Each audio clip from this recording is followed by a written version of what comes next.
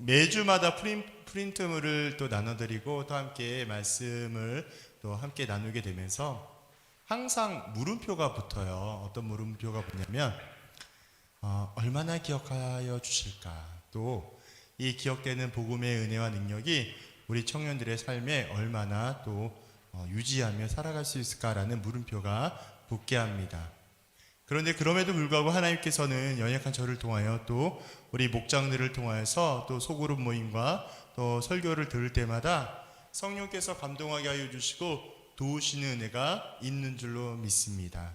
그 은혜를 따라서 오늘도 함께 또 걸어가기를 소망하고, 특별히 오늘은 계시를 따라라는 제목으로 함께 은혜 나누기를 원합니다.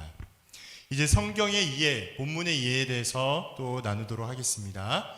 갈라디아서 2장은요, 바울이 예루살렘 총회 제2차 예루살렘 방문을 통하여 교회 지도자들과 회담하고, 베드로가 유대인의 전도자인의 반면 바울은 이방인의 전도자로 부름받았음을 밝혀주고 있습니다. 그에 대한 내용이 1절에서 5절까지에 해당되고 있는 내용들입니다. 그 다음에 바울의 사도의 직분이 교회의 공동체 가운데 공식적으로 인정받게 되었음을 전하고 있는 내용이 바로 6에서 10절에 해당되고 있는 내용입니다. 그래서 이러한 내용으로 1절에서 10절까지 두 부분으로 나누어서 볼 수 있게 되는데요. 오늘 본문 중심으로 좀 함께 더 깊숙하게 나누기를 원합니다. 첫째, 바울과 예루살렘 교회 지도자들과의 대화 가운데 바울이 전하고 있는 이신칭의 복음이 구약 율법의 중심이며 초대교회 발생지였던 예루살렘 교회에서도 인정되었음을 보여줍니다. 이것이 1에서 5절의 중심으로 해당되고 있는 내용입니다. 특별히 이러한 내용들은요, 구원 역사의 시작에서 흐르고 있는 믿음을 통하여 의로움을 얻게 되었다라는 이신칭의의 대명제가 구원받는 자들의 모임인 초대교회 가운데서도 공개적이며 체계적으로 수용되었음을 입증하고 있습니다. 우리 청년들이 기억하실 것들은 사실 이신칭에 대한 복음이 사도 바울의 어떠한 편지나 이런 부분에서 다루어서 약간 신약의 의미로도 들 수 있지 않나라는 생각이 들겠지만, 실질적으로 아브라함, 구약 성경의 창세기를 보면 아브라함에도 발견하고 여러 구약 성경들에 보면 믿음으로 의롭게 되었다 함을 볼 수 있습니다. 그렇기 때문에 지금 제가 방금 말씀드리는 것처럼 구약 시대에 우리가 흔히 볼 수 있는 율법의 중심이며 또한 하나님의 구원 역사의 과정 속에서 너무 중요한 것이 바로 이 이신칭에 대한 부분임을 알게 하는 것이죠. 사실 사도 바울은 이러한 상황 속에서 이방인의 할례 문제로 인하여 율법주의자들에게 어려움을 겪게 됩니다.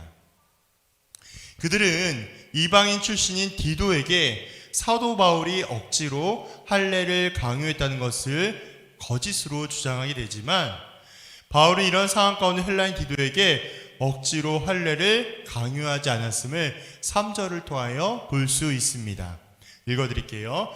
그러나 나와 함께 있는 헬라인 디도까지도 억지로 할례를 받게 하지 아니하였으니 라고 나와 있는 것이죠. 이렇게 나와 있는 말씀처럼 지금 거짓 주장을 하고 있는 율법주의자들의 그 주장이 얼마나 거짓된 것임을 다시 한번 발견하게 되는데요. 그 이유가 바로 4절에 보면은 나타나여 있습니다. 4절에 이런 말씀 있죠. 이것은 가만히 들어오 있는 거짓 형제들 때문이라. 그들이 가만히 들어온 것은 그리스도 예수 안에서 우리가 가진 자유를 엿보고 우리를 종으로 삼고자 함이로되 라고 이야기하고 있어요. 이 말의 의미가 무엇이겠습니까? 지금 헬라인 디도에게 억지로 할례를 강요하지 않는 이유를 우리는 바울의 4절에 통해서 분명히 보고 있는 것이죠. 가만히 들어오는 거짓된 형제들 때문이라고 이야기하게 되면서 그들이 가만히 들어오게 된 것은 이게 중요한 것인데요. 그리스도 예수 안에서 우리가 가진 자유를 엿보고 우리를 종으로 삼고자 함이로되라는 것이 있습니다. 이 4절에 대한 성경을 우리말로 번역된 것을 소개해드리면 이렇습니다. 그 이유는 몰래 들어온 거짓 형제들 때문입니다.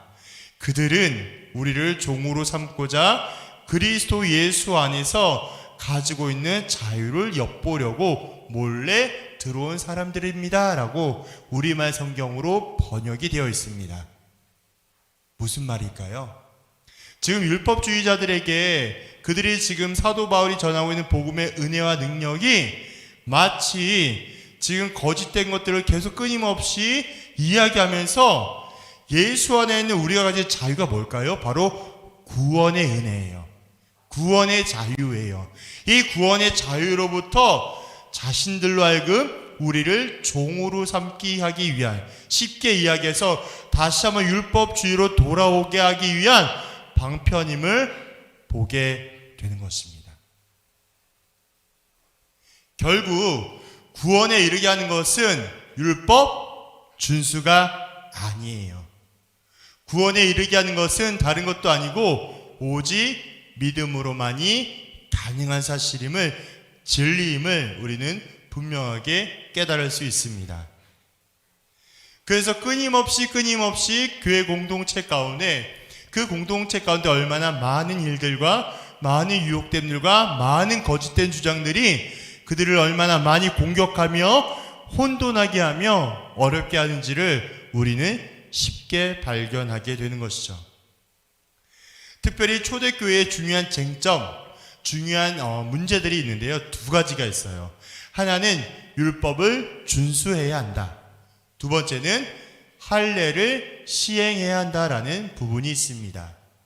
이 율법의 준수와 할례를 시행하는 것이 어떤 측면에서는 동일한 흐름과 맥락으로도 이해되는 경우가 있는데요. 특별히 이것을 구별하여서 생각하게 되면 이 두 가지 문제가 너무나 분명하고 명확하게 두드러지고 있기 때문인 것이죠. 할례는 하나님께서 아브라함에게 선민이라고 이야기하면 선택된 민족이라는 뜻입니다. 하나님께서 아브라함에게 선민의 조건으로 옛 자아를 죽이고 하나님 앞에서 새로운 자아로 태어남을 상징하는 것이 할례예요. 어디에 나올까요? 창세기 17장에 보면 명확히 나와 있어요. 이것은 아브라함이 규정한 것도 아니고 이스라엘 백성들이 규정한 것도 아니고 하나님께서 명령하시고 정하신 것입니다. 그래서 할례라는 뜻은요, 남자 생식기의 끝부분을 덮고 있는 포피를 잘라내는 수술을 의미합니다. 대상은 신분이 높고 낮음을 떠나서 하나님을 믿는 모든 남자를 대상으로 진행합니다. 또한 그 할례의 시기는 태어난 지 8일째 되는 날에 시행하는 것으로 알 수 있습니다. 어디에 나올까요? 창세기 17장에 보면 자세하게 나와 있어요. 할례는 이렇게 하나님과 이스라엘의 백성 가운데 중요한 의미를 두고 있게 되는데요. 그 의미는 무엇이냐면 하나님께서 이스라엘 백성들을 택하셨다라는 언약, 약속, 구원의 약속의 의미며 새로운 표식, 증거라고 보면 되겠습니다. 그래서 그걸 좀 정리하면 할례는 하나님의 구원 약속을 영원히 지키겠다라는 징표이고요. 할례는 순결을 지키며 하나님의 경외함을 실천하게 만드는 징표이기도 합니다. 그리고 할례는 아브라함의 후손을 의미하며 선민의식과 공동체의식을 가지기도 합니다. 할례는 하나님의 약속에 대하여 인간의 자발적이고 긍정적인 반응이기도 하죠. 이게 제일 중요해요. 할례는 신약시대, 우리가 살고 있는 신약시대 교회 공동체 가운데 세례에 대한 예표의 의미를 두고 있습니다. 예표가 뭘까요? 미리 보여주고 있는, 미리 표식화하고 있는 것으로 이해하시면 되겠습니다. 이런 구약의 할례는 신약에 넘어와서 다른 이해와 개념으로 전환이 됩니다. 구약의 할례는 그 자체를 선민의 특권으로 이해할 뿐만이 아니라 할례 가운데 깊이 담겨있는 의미를 오해하는 경우들이 너무나 많이 있어요. 진정한 내용이 사라져버린 채에 형식만 남겨져 있는 껍데기와 같은 신앙의 모습을 가지고 있기 때문입니다. 마침내 이 모든 일들이 초대교회 때의 종교개혁의 주된 주제 혹은 주된 테마가 되어서 예수님께 가르침을 받은 사도들은 참된 할례의 의미를 육신의 할례가 아니라 마음의 할례이며 이것은 종교적인 우월함과 특권의 표식이 아님을 정면으로 이야기합니다. 그러니까 우리가 이 할례에 대하여서 할례 깊은 의미와 이해를 갖지 아니하고는 거기에서 보여지고 나타내어지는 그것에만 집중하게 될 때에 그 할례의 의미는 사라져버리고 육신의 할례로 전락되어 버리는 안타까운 상황을 맞이하게 된다는 거예요.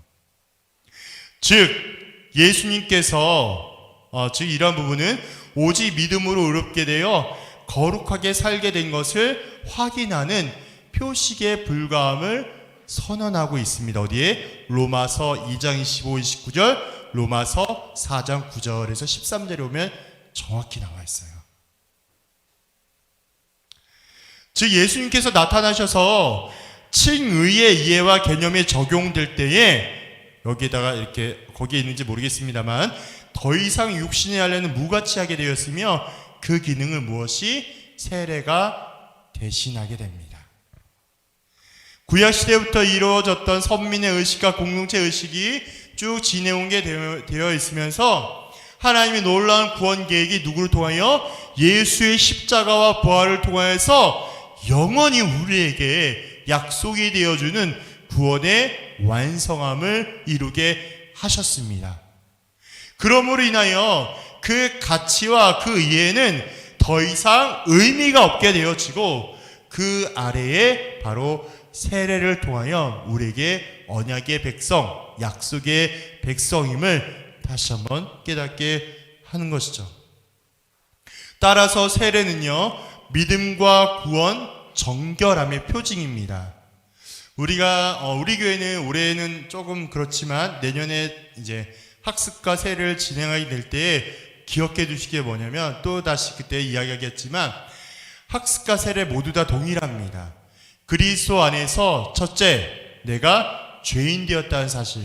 두 번째, 내게 예수가 절대적으로 필요하다는 존재.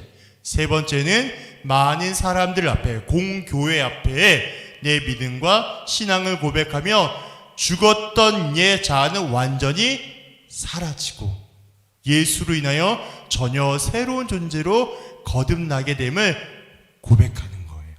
그게 뭐예요? 그것이 바로 세례이며 바로 우리가 함께하고 있는 성찬의 의미이기도 합니다. 따라서 우리는 꼭 기억하셔야 돼요. 세례는 자신의 의와 공로에 집착하지 않고 오직 예수의 십자가를 통하여 죄악으로 가득 차 있는 옛사람이 죽는 것을 상징합니다. 이것이 바로 예수 그리스도의 할례라고 나와 있어요. 어디에? 골로새서에 나와 있어요. 읽어드릴게요. 또 그 안에서 너희가 손으로 하지 아니한 할례를 받았으니 곧 육의 몸을 벗는 것이요 그리스도의 할례니라. 나와 있는 말씀처럼 우리 모두는 예수로 인하여 예수 그리스도의 할례를 통해서 이미 얻은 확증된 사람임을 또한 자녀임을 기억하면 좋겠습니다. 바울이 이렇게 복음의 증인격인 디도를 앞세움으로써 예수를 믿는 믿음은 할례를 받는 유대교의 얼매일 필요가 없다는 것을 증명하고 있어요. 사실 이번 주 설교를 준비하면서 할례에 대한 자료를 오픈하고 싶었는데 너무 징그러워가지고 못하겠어요. 그냥 알아서 셀프로 인터넷에서 찾아보세요. 어쨌든 그들에게 그렇게 유대교적인 전통과 하나님과의 언약의 관계에서 지키고자 하는 그들의 마음은 너무나 중요하지만 우리에게는 그것을 초월하고 있는 예수 그리스도의 십자가와 부활의 사역의 완성 그리고 성령께서 역사하시고 보증하신 은혜가 있기 때문에 더 이상 거기에 매여일 필요가 없음을 기억하시면 좋겠습니다. 결국 육신의 할례가 중요한 것이 아니라 어떤 게 중요할까요? 마음의 할례가 중요해요.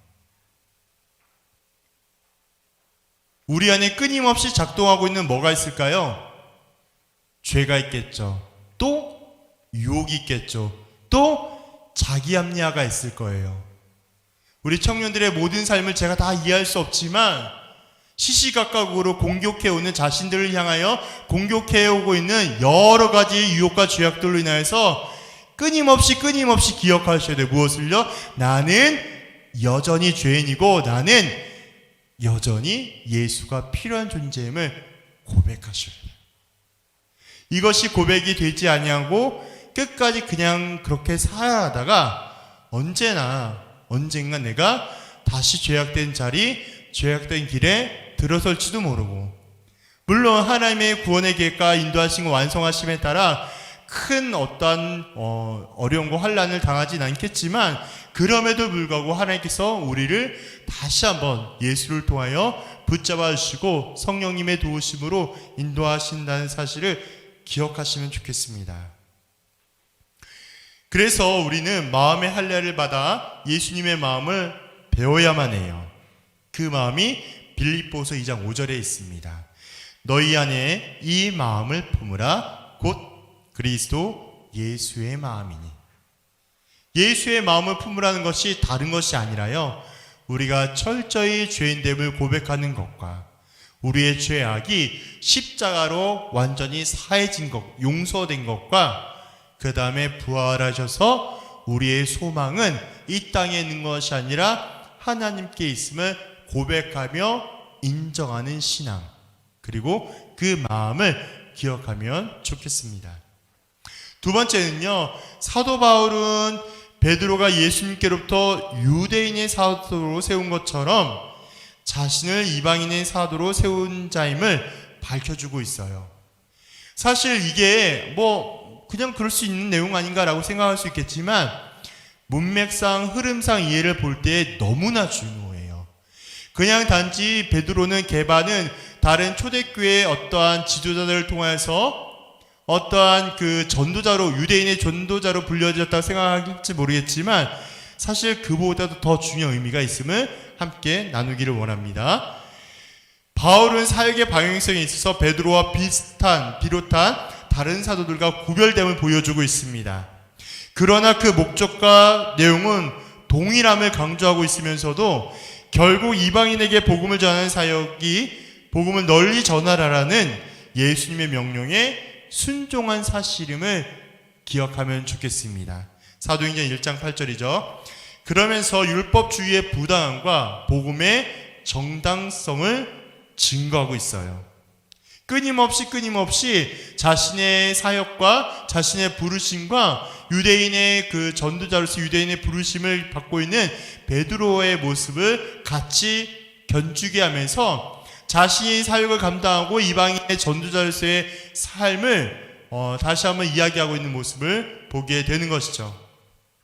6절에 보니까 유력하다는 이들이란 표현이 나오고 있는데요, 그 유력하다는 사람들이 바로 베드로와 요한과 야고보와 같은 누굴까요? 예수님의 제자들을 의미해요. 예수님과 함께하면서 배우고 먹고 마시며 동행했던 자들입니다. 바울이 이렇게 자기보다 먼저 사도에게 자신이 아무것도 받은 것이 없다는 사실을 먼저 이야기해요. 그리고 난 다음에 이러한 표현들이 바울이 자기보다 먼저 된 사도들을 무시하려는 의도에서 얘기한 건 아닙니다. 다만 자신의 사도의 직분의 과정 속에서 먼저 세워진 제자의 어떤 도움이나 역할이 없었음을 설명하는 거예요. 왜일까요? 자기가 사도로 부르심을 받아 주님의 일을 감당하는 것은 다른 것에 있지 아니하고 하나님께서 택하여 주셨고 하나님의 부르심에 따라 하나님의 능력으로 감당하고 있음을 끊임없이 반복하여 다른 표현으로 강조하고 있기 때문입니다. 누가? 사도 바울이요. 그래서 바울의 사도 직분과 독립성은 초대교회의 도움과 먼저 세워진 사도의 도움이 아니었음을 명확하게 밝혀주고 오직 예수님의 나타나심과 인도하심으로 세워진 것임을 확실하게 전하고 있습니다. 8절은요, 바울은 베드로를 통하여 유대인에게 복음 전하기 위하여 그를 사도로 부르신 것과 자신은 이방인에게 복음을 전하기 위하여 부르신 것임을 분명히 말하고 있습니다. 이것은 베드로와 바울의 사도 직분이 동등한 것임을 강조하고 있어요. 즉 바울은 베드로와 자신이 부여받고 있는 사도 직분의 신적인 기원과 아울러 사도로 부름받은 목적, 그 대상은 서로 다르지만 복음을 전하고 있다는 내용은 동일한 사실임을 증거하고 있기 때문입니다. 그리고 9절에 넘어가면 바울로부터 이방인 선교를 들은 베드로와 요한과 야고보가 특별히 이방인 전도를 위하여 하나님에 의하여 은혜를 받았음이라는 표현이 있는데요. 그것은 복음 전파를 위하여 사도로 부름받았다라는 사실을 인정해주고 있는 장면입니다. 이것은 사도의 직분의 권위와 독립성은 혼자만의 주장에 의한 것이 아니라 먼저 사도된 베드로와 요한과 야고보에 의하여 인정받고 있음을 의미하고 있는 표현이에요. 그래서 교제의 약수라는 의미도 나오게 되는데요. 그동안 유대인 전도에 힘썼던 베드로와 요한과 야고보와 같은 사도들과 이방인의 선교의 문을 열었던 바울과 바나바 사이에 믿음과 사랑의 교제가 형성되고 있음을 보여주고 있는 상징적인 표현이 바로 이런 대목에 있습니다. 그리고 10절에 이어지면 예루살렘에 있었던 베드로와 요한과 야고보와 같은 사도들도 바울의 사도 직분을 전혀 의심하지 않았으며 자신들과 동등한 사도로 인정하고 있음을 보여주고 있습니다. 그리고 그들은 바울에게 복음을 전하는 가운데 특별히 가난한 자들을 돌보는 구제 사업에도 충실할 것을 부탁하였는데요. 이런 구제는 이미 바울이 평소에도 열심을 다하여 했던 사역이라고 볼 수 있겠습니다. 실제로 사도 바울은 예루살렘 총회에 참석하기 위한 3차 방문에 앞서서 유대 지역에 크게 흉년이 들었을 때에 안디옥에 있었던 성도들의 협조를 얻어 유대 지역에 있던 성도들을 돕기 위한 예루살렘의 방문을 한 기록이 있습니다. 어디에? 사도행전 11장 27, 30절에 보면 그러한 내용을 확인할 수가 있어요. 또한 예루살렘 3차 방문 이후에도 바울은 그의 세 번째 선교지였던 에베소에서 고린도와 마게도니아 지방의 교인들에게 예루살렘에 있는 가난한 성도들을 위한 헌금을 이야기했으며 이것은 곧 시행되었음을 볼 수 있습니다. 어디에서요? 고린도전서 16장, 고린도후서 8장에 보면 이런 내용들이 있습니다. 무엇을 알 수 있을까요? 결국 중요한 것은 복음 전파와 구제 사업이 기독교의 매우 중요한 관심이었다는 사실을 증명해주고 있습니다. 우리 청년들 기억하세요. 우리를 향하신 구원의 은혜가요, 개인적인 구원의 은혜로부터 출발하는 것 사실입니다. 그리고 어떻게 확대가 되죠? 공동체로 나아가죠. 그리고 공동체 구원의 은혜가 어떻게 실천하며 증명되고 있습니까? 하나님을 사랑한다라면, 하나님을 죽도록 내가 사랑하게 된다라면 내 이웃을 내 몸같이 사랑하는 거예요. 나의 형편과 나의 어떠함이 나아지고 좋아지고 할 수 있어서 하는 게 아니라 내가 하나님을 사랑한다라면 하나님을 사랑하는 것만큼 내 이웃을 뭐같이? 내 몸같이 사랑하는 거예요. 그것이 뭐다? 하나님을 사랑하는 진정한 제자의 모습인 것입니다. 그래서 우리의 구원에 대한 은혜와 우리 구원에 대한 어떠한 범위와 내용을 개인적인 구원 혹은 이기적인 기독교로 만들지 말아주세요. 주님께서 우리를 위하여 2000년 전에 십자가로 죽으셨고 부활하신 것은 이기적인 사람을 만들는 게 아니라요, 하나님을 사랑하고 예수님을 사랑한다라면 헐벗고 도움이 필요하고 어려운 이웃을 사랑하며 섬기는 실천의 기독교임을 기억하면 좋겠습니다. 이러한 오늘의 본문을 통하여 우리는 하나님이 어떠한 분인가를 알 수 있겠습니까? 저는 개인적으로 이렇게 표현했습니다. 하나님은 합력하여 선을 이루시는 분입니다. 하나님은 합력하여 선을 이루시는 분입니다. 사도 바울은 자신이 이방인의 사도로 복음을 전하는 사명을 받았음을 밝혀주고 있어요. 그러면서 그는 할례자, 즉 유대인의 사도로 사역하고 있는 베드로와 야고보와 요한에 함께 이야기하면서 그들도 자신이 가는 길이 달라도 서로 같은 복음을 전하는 사명자임을 증명하고 있습니다. 그렇습니다. 예수님 안에서 봉사하는 모양과 섬김이 다를지라도 결국 같은 사명자임을 기억하시면 되겠습니다.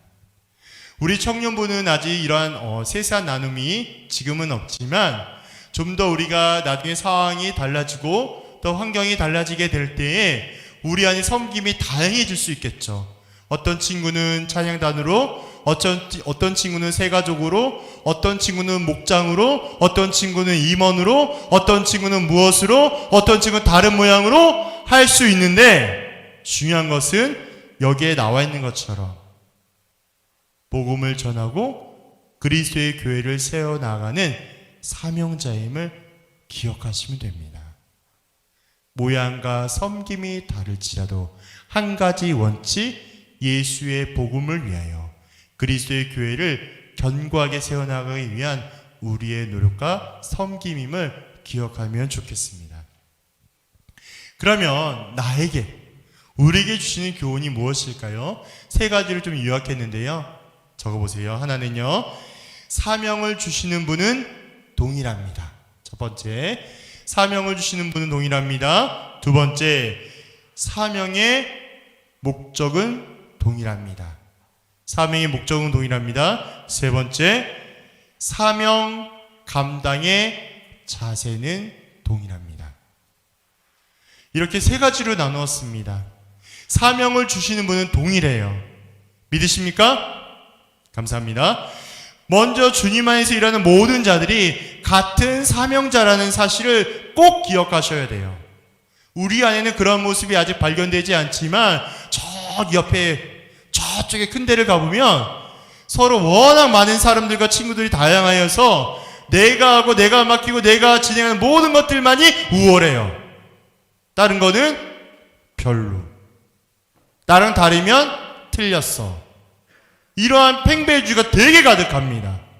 그러나 중요한 사실은 뭐냐면 우리 안에 서로 다른 모양과 섬김이 다를지라도 기억하세요. 같은 사명자, 동등한 그리스도의 교회를 은사를 통하여 온전히 이루어간다는 사실이라는 것을. 그래서 사명을 주신 분이 동일하다는 사실을 근거하고 있습니다. 사도 바울은 베드로에게 역사하사 할례자의 사도를 삼으신 이가 또한 자신에게도 동일하게 역사하사 이방인의 사도로 삼으셨다라고 고백합니다.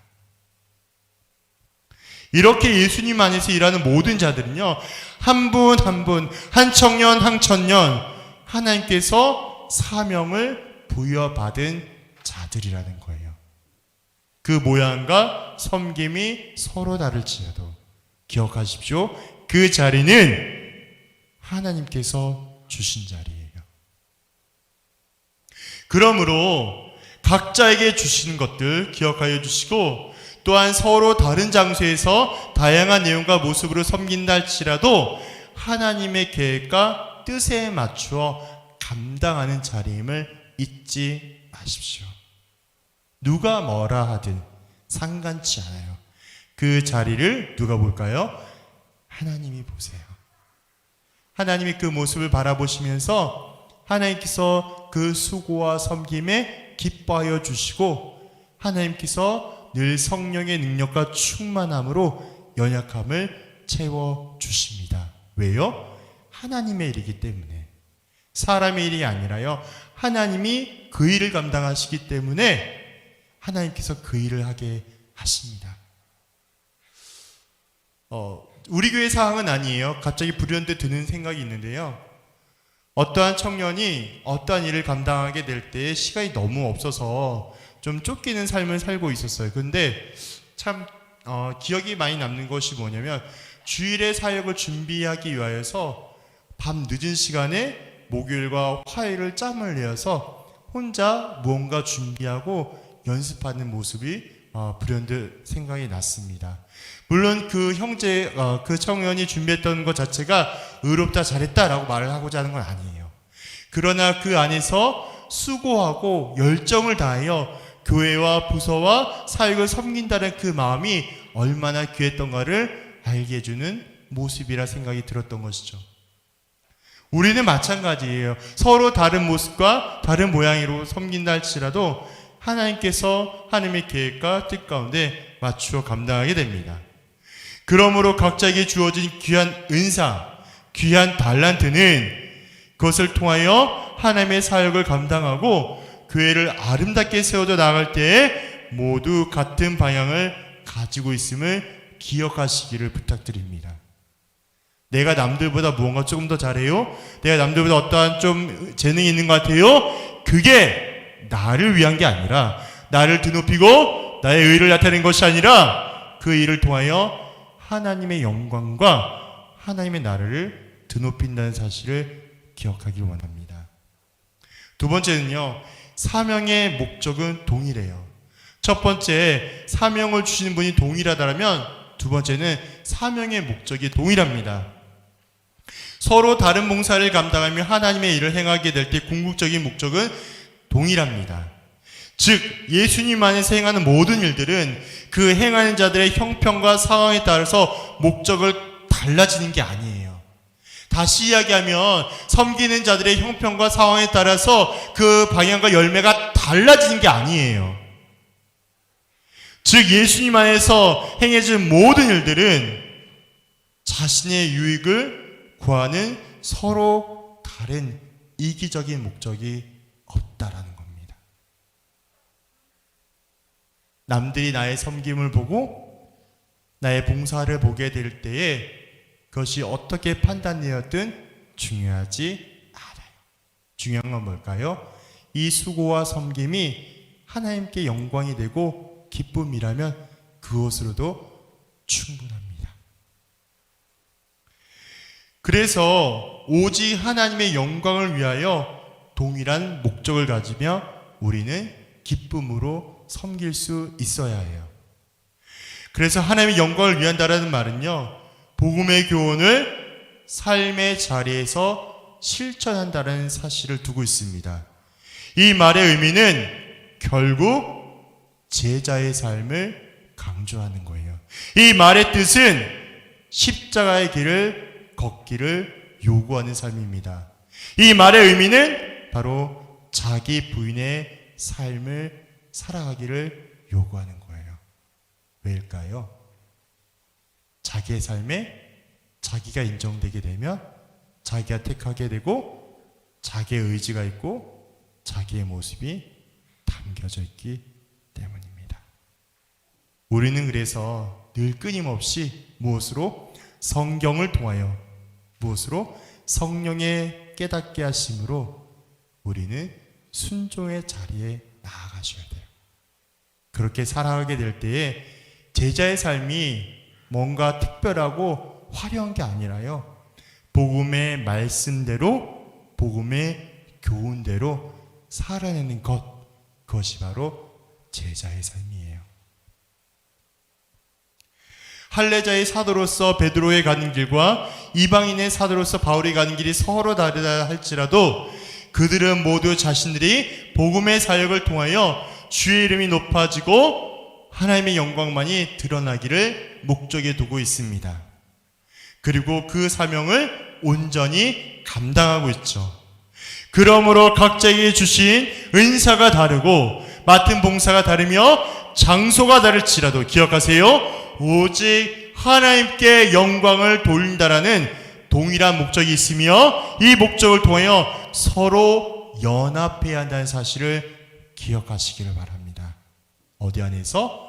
우리 목장 모임 안에서, 우리 목원 모임 안에서 나와 생각이 다르다 할지라도, 나와 마음이 다르다 할지라도, 나의 취향과 다르다 할지라도 그를 향하여 멀리하거나 벽을 두는 것이 아니라 그 다름이 틀리다고 정죄하지 않고 그 다름을 철저히 사랑과 온유와 지혜함으로 기다려주며 받아주는 것. 가장 중요한 방향성은 하나님께서 원하시는 기뻐하는 소그룹이 될 수 있도록, 우리 목장 모임이 될 수 있도록 끊임없이 기억하는 것이 우리에게 너무나 중요하다는 거예요. 세 번째는요, 사명을 주시는 분이 동일하고 그 목적이 동일하다면 사명 감당의 자세도 동일해야 합니다. 서로 다른 사역과 봉사를 감당할 때에 같은 자세와 원칙이 있습니다. 즉 예수님 안에서 겸손한 자세로 맡겨진 일에 순종하는 자세가 필요해요. 제가 지난번에도 말씀을 드렸죠. 성경에서 말하고 교훈하고 있는 제시하는 겸손은요, 저 이거 못해요. 이거 할 수 없어요. 아니요, 이거 아니에요. 뭔가 윤리적으로, 뭔가 도덕적으로 내가 못해요, 내가 이거 할 수 없어요가 겸손이 아니라요, 내가 할 수 없겠지만 하나님의 능력과 도우심으로 제가 감당해 되겠습니다. 그러니까 겸손이에요. 왜일까요? 제가 거듭 말씀드리잖아요. 모든 하나님의 일은 내 일이 아니라 하나님께서 하신 일이기 때문에 하나님께 맡기며 나아갈 때 하나님은 하나님의 일을 행하시기 때문입니다. 저는 그냥 쓰임 받는 거예요. 그 자리에 성실이 있으면 하나님은 하나님의 일을 행하시기 때문입니다. 그래서 내 힘과 의지로 행동하는 것이 아니라 성령님의 도우심과 인도하심을 구하며 믿고 따르는 자세가 간절히 필요합니다. 그 자리가 어떠한 자리가 됐든 그 자리에서 성실히 주를 인정하며 의지하며 살아가는 삶, 그것이 겸손과 순종으로 십자가의 삶을 나타내는 그리스도의 삶입니다. 어떠한 시련과 어려움이 온다 할지라도 끝까지 인내하며 사명을 감당하는 충성과 희생이 요구됩니다.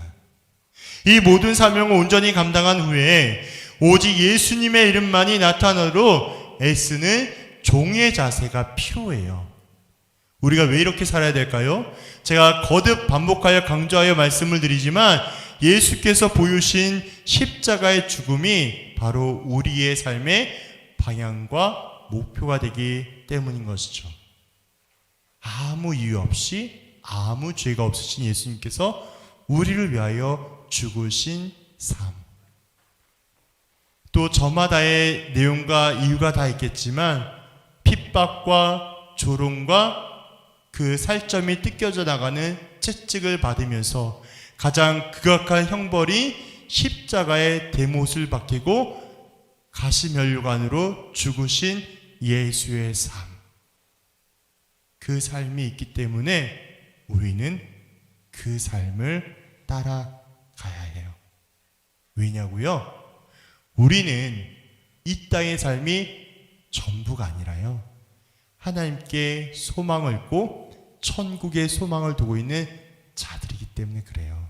우리 모두는요 반드시 죽습니다. 우리 모두는요 반드시 이 땅의 삶이 끝이 옵니다.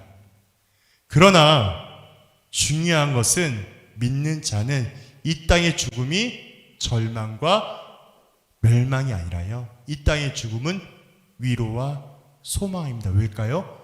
부활의 영생이 있기 때문에 그래요. 우리의 부활의 영생은요, 우리 청년들이 상상하는 것만큼 내가 뭔가 딱 달라졌다 이 정도가 아니에요. 천국에서 누릴 수 없는 영원한 기쁨과 만족이 어디에 있을까요?